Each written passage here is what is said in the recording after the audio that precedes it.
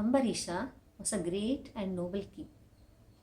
Though he had lot of riches, he never cared for them because he knew that all that was transitory, that it was permanent, and that it will not give any happiness. He was a great devotee of Lord Vishnu. Whatever he saw divinity in that. Anything that he heard, he wanted to hear the praises of the Lord. Whatever work he did with his hands or feet, he wanted to dedicate it to the Lord. Whatever he ate, it was Lord's prasadam for him. He spoke sweet words. Like that, whatever he was doing it for the Lord. He dedicated everything to the Lord, and he was constantly remembering the Lord. He was such a great devotee of the Lord that the Lord had given him his chakra itself for his protection. That is, whenever the king was in need of protection, the chakra would appear there. Life was going on like this. The subjects were very happy with him because he looked after them very well. Once the king wanted to observe Dwadashi Vrata along with his wife. He observed the disciplines for one full year, and at the end of the year, the last 3 days, he fasted continuously. On the 4th day, he did the puja. He went to the Yamuna, had his bath. He did the puja to Lord Vishnu, and then gave away gifts to the poor and needy, and then lot of riches to the Brahmins. After that, he fed all of them, and then with the permission of the Brahmins, he wanted to break the fast in the auspicious hour. Right at that moment, Sage Durvasa appeared. Sage Durvasa was a great rishi. When he came there, King Ambarîsha was very happy. He invited him to be his guest. The sage agreed, but he said, I'll go to the river Yamuna, have my bath and come. So the sage went to the river, had his bath, and then sat there for meditation. As he sat for meditation, he was totally absorbed in the Lord. He forgot completely about time. Here the time was slipping. The king was a bit worried. He was anxious because if he did not break the fast in the auspicious hour, then he will not get the phala of the vrata.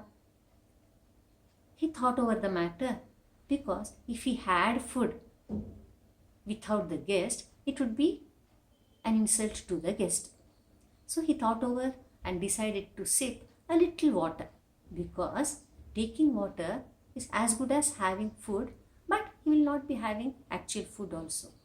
So he sipped a little water and he sat waiting for the guest. After some time, the sage appeared there. When he came to know that the king had taken little water, he got very angry. He was known for his bad temper. Though he was a great rishi, he was actually an avatar of Rudra. But still, he would get angry very easily. Now he got angry. He said, you have taken water only to insult me because you think that you are a great monarch. How much ever the king tried to convince him, it was of no avail. The sage was so angry, he took out a tuft of hair and dropped it on the floor, and he created a demon. He commanded the demon to devour the king. He cursed the king. Because he cursed the king was not scared. He just calmly prayed. Immediately, the chakra came out for his protection. The chakra went behind the sage because it was the sage who had cursed the king. In front of the chakra, the demon could not do anything. The demon disappeared. Now the chakra went menacingly behind the sage. The sage could not do anything. He started running in all directions, but he could not protect himself. He could not save himself. So he ran running to Lord Brahma. He went and asked Lord Brahma to protect him. He implored there.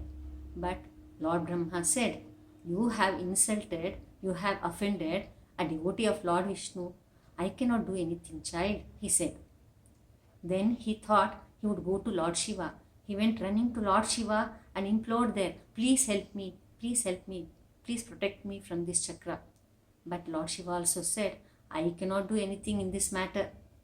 But now he did not have any other go but to run to Lord Vishnu. He ran to Lord Vishnu and then fell at his feet, prayed to him. He said, please protect me from this chakra. Then Lord Vishnu also smiled and said, I will not be able to do anything in this matter because you have offended my devotee. The chakra has come to protect him. I am a slave of my devotees. My devotees forsake everything for my sake. They will not have any desires but the desire to reach me. They don't want anything else but me. When it is like that, when they want me for everything, even I always want them and I am always there to protect them. I am always there to give them everything. Now when my devotee is in need of help, how can I forsake him?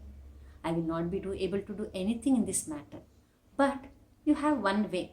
You can go to that King Ambarîsha itself, fall at his feet. Maybe he will forgive you. Now sage Durvasa went running to King Ambarîsha.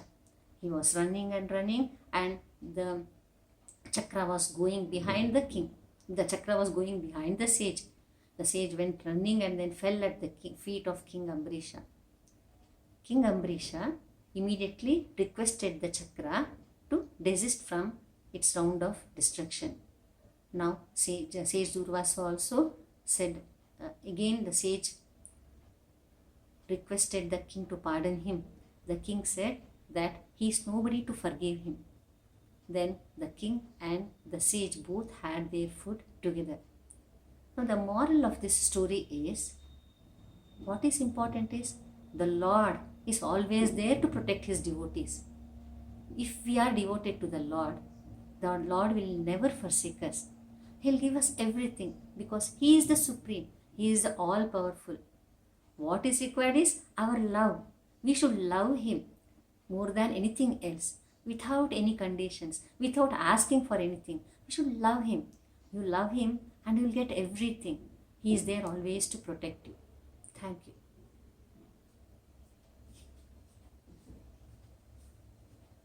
Okay, it was pretty good. Ade, one chick mistake, you can go ahead. It should not be I a big think deal.